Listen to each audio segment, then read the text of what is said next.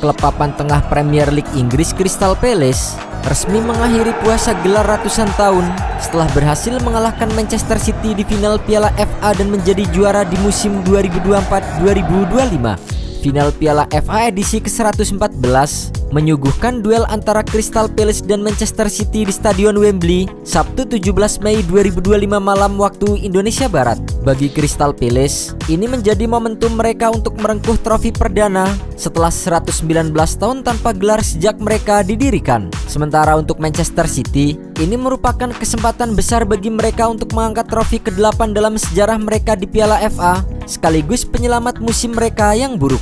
Selayaknya pertandingan final pada umumnya, baik Palace dan Manchester City sama-sama menurunkan skuad terbaiknya di final Piala FA. Manchester City bersama dengan pelatih Pep Guardiola menurunkan formasi 4-2-3-1 dengan Kevin De Bruyne, Omar Marmoush dan Erling Haaland tampil sebagai starter.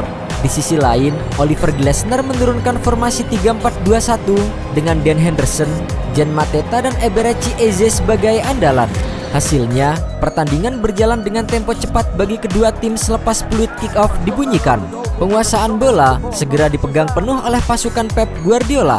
Manchester City mendapatkan peluang pertama untuk membuka angka pada menit ke-6 melalui sepakan first time Erling Haaland. Menyambut umpan silang Kevin De Bruyne, Haaland terbang menyambut bola dengan kaki kirinya yang setengah volley.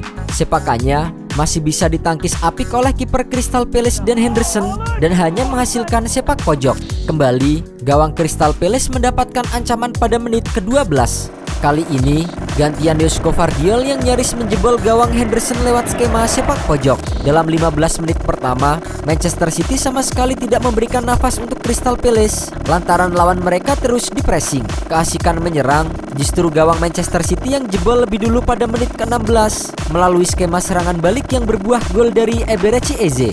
Umpan silang dari Daniel Munoz di sisi kiri pertahanan City mampu dikejar oleh Eberechi Eze yang dipepet oleh Manuel Akanji. Ex Akademi Arsenal itu menyambar umpan Munoz dengan sepakan voli kaki kanan yang memantul tanah di depan kotak penalti tanpa bisa dijangkau oleh Stefan Ortega. Crystal Palace unggul 1-0. Crystal Palace nyaris saja memperbesar keunggulan 4 menit kemudian jika sepakan Ismail Assar tidak ditangkap oleh Ortega usai menyambut crossing mendatar Munoz. Petaka bagi Palace hadir pada menit ke-33 ketika Tyreek Mitchell melakukan tackle terhadap Bernardo Silva untuk menyapu bola di kotak penalti. Wasit seketika menunjuk titik putih tanda hadiah penalti diberikan untuk Manchester City. Namun, The Citizens gagal memanfaatkan peluang dari situasi tersebut karena sepakan Omar Marmoush mampu ditepis oleh Henderson. Ex-kiper Manchester United itu mampu membaca arah bola yang ditembak oleh Marmoush di sisi kanan gawangnya sehingga sepakan lawan berhasil diblok. Henderson benar-benar menjadi tembok penghalang bagi Manchester City untuk mencetak gol karena ia sekali lagi mampu melakukan penyelamatan brilian guna mematahkan peluang emas yang hadir dari tembakan Jeremy Doku. Babak pertama pun berakhir dengan keunggulan 1-0 Crystal Palace atas Manchester City. Di babak kedua, dominasi Manchester City atas Crystal Palace terus terjaga. Sejatinya, The Eagles bisa menambah keunggulan menjadi 2-0 jika sepakan Munoz pada menit ke-58 tidak dianulir oleh VAR akibat offside. Memasuki 1 jam permainan, gantian Crystal Palace yang menekan Manchester City. Pressing dari anak asuh Oliver Glasner kerap membuat City kedodoran karena serangan balik mereka yang berpusat di sisi sayap. Sementara itu, Manchester City yang berjuang untuk mencari gol penyeimbang baru mendapatkan peluang lagi di menit ke-82 melalui pemain pengganti Claudio Echeverri. Memanfaatkan operan De Bruyne, Echeverri menembak bola tepat ke arah gawang. Tetapi, usahanya masih terlalu mudah diamankan oleh Henderson. Kembali, Echeverri mendapatkan kesempatan menyamakan skor di masa injury time pada menit ke-90+6 melalui tembakannya. Tapi lagi-lagi, Henderson mampu mematahkannya. Tidak ada gol tambahan yang tercipta dari kedua kesebelasan. Manchester City harus mengakui keunggulan 1-0 dari Crystal Palace. The Eagles pun akhirnya menjadi juara Piala FA musim ini dan menyudahi puasa gelar mereka selama 119 tahun. Crystal Palace patut berterima kasih pada dua sosok kunci yang menjadi bintang di final Piala FA, yaitu Eberechi Eze dan Dan Henderson. Eze yang dulunya ex Akademi Arsenal menjadi satu-satunya pencetak gol dalam laga final Piala FA di Stadion Wembley dengan golnya di menit ke-16.